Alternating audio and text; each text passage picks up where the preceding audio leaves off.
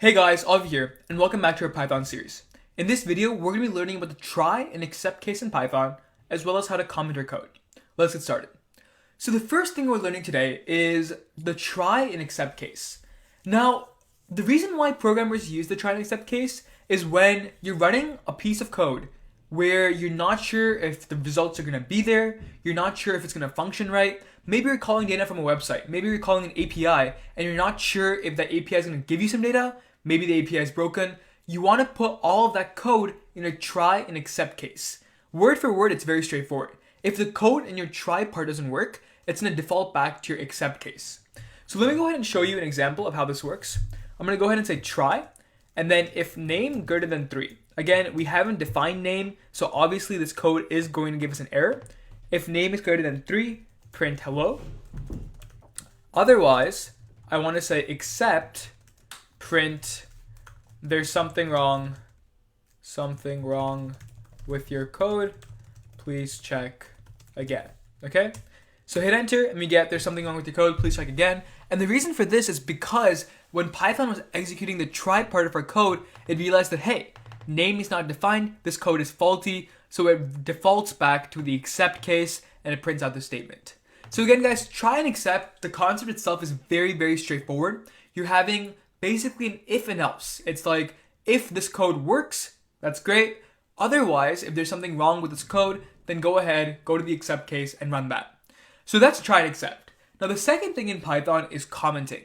So if you guys don't know commenting is basically when you're writing a lot of code, you want to be able to put comments throughout so that any other programmer who takes over your code or any other person who sees your code should be able to understand what's going on.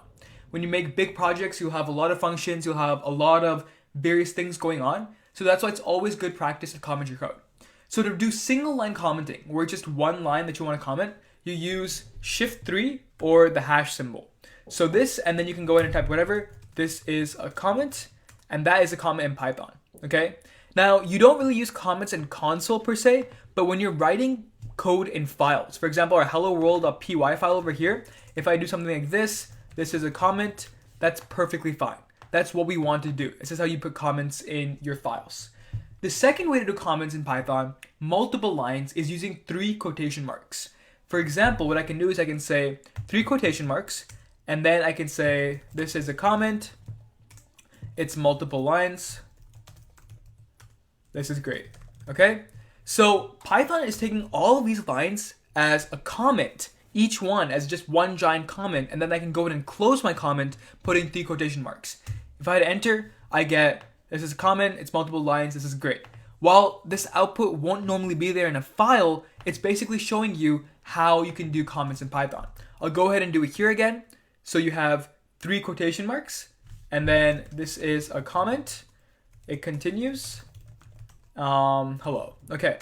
Just like that, where you put 3 quotation marks in the beginning, 3 quotation marks in the end, this is your multi-line comment. Anyways, that's it for this lecture, guys. I'll do a quick recap.